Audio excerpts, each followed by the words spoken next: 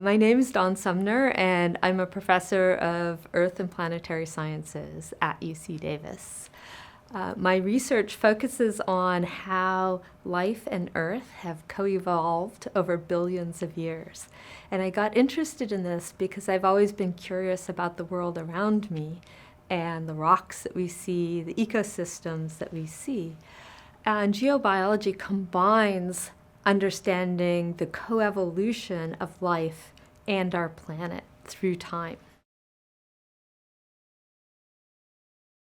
My group is funded by the National Science Foundation, the U.S. Antarctic Program, and the Department of Energy Joint Genome Institute to understand how microscopic ecosystems in Antarctica survive through the winter. The communities that we're looking at live in these ice-covered lakes, and they're based on photosynthesis. But in winter, it's dark for 4 months.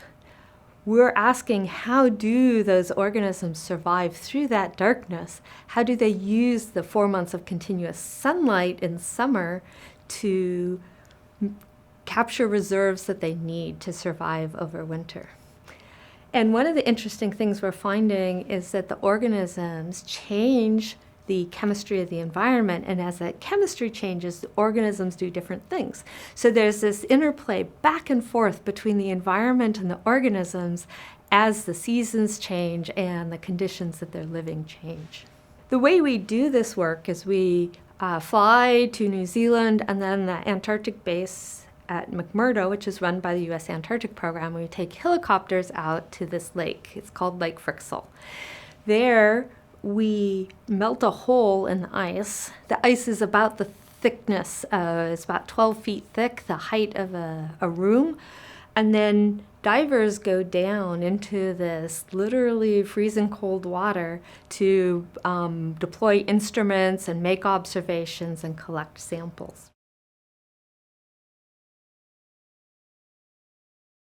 So for our project, we're collecting samples for our research questions, but we're also collecting samples that will be part of publicly available databases that can be used for any other purpose. For example, big data mining for new molecules might provide insights into how to prepare sustainable fuels or possibly molecules that may be important in biomedical applications.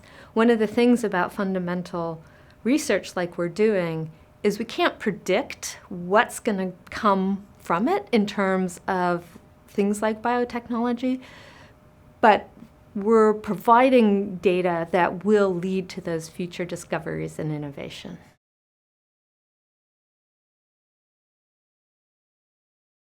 Our current situation is that we have an experiment deployed and we need to go back to collect the samples and data in the coming year. I have a proposal that's been recommended for funding, but there's no budget yet for the National Science Foundation. And so we don't actually have the funding present. And I have a large lab group because this is there, and most of them are focused on this project. At this point, I don't have funding to support any of them because of the disruption to the funding process. If the project isn't funded, we lose all the information about what happens over winter. Without the funding and another field season, we lose most of the value of the project.